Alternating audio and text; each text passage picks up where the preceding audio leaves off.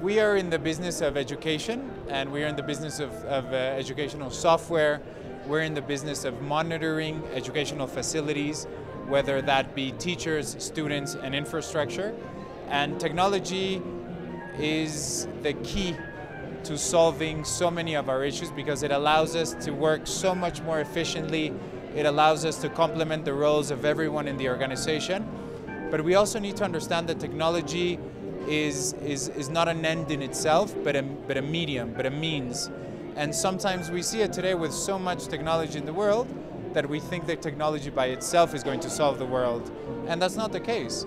We forget that technology is programmed by humans.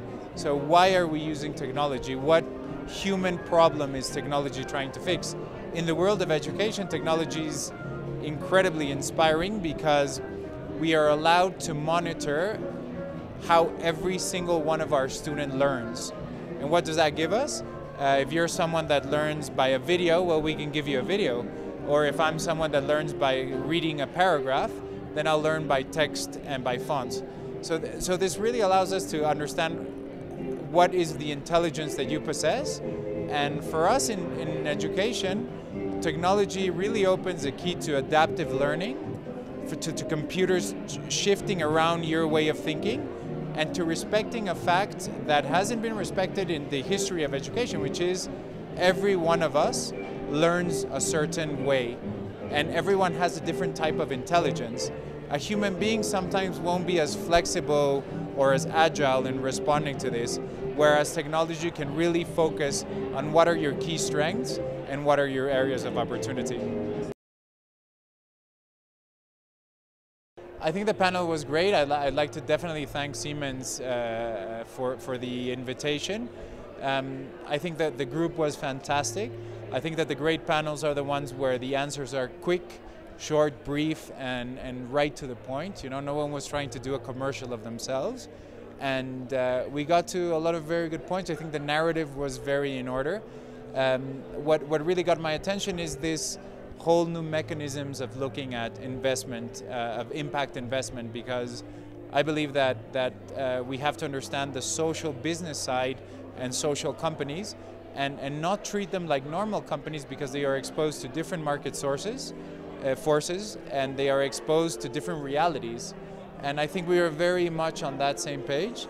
I think we are very much on the same page on the role of research. I think that the research that was presented initially on the panel was fantastic. I had no idea that those were the actual numbers of what's happening in the social impact industry, and it was really, really just a pleasure to share a panel with such high caliber individuals. Not everyone in the world is a social entrepreneur, and that's fine. And I think that sometimes we think as social entrepreneurs that an idea by itself will carry you to success, and that is a big misconception. An idea by itself is nothing if you can't prove to yourself, to your investors, to your funds, that you are having impact, that your business model is correct, and if it's not, that you have the flexibility to change quickly.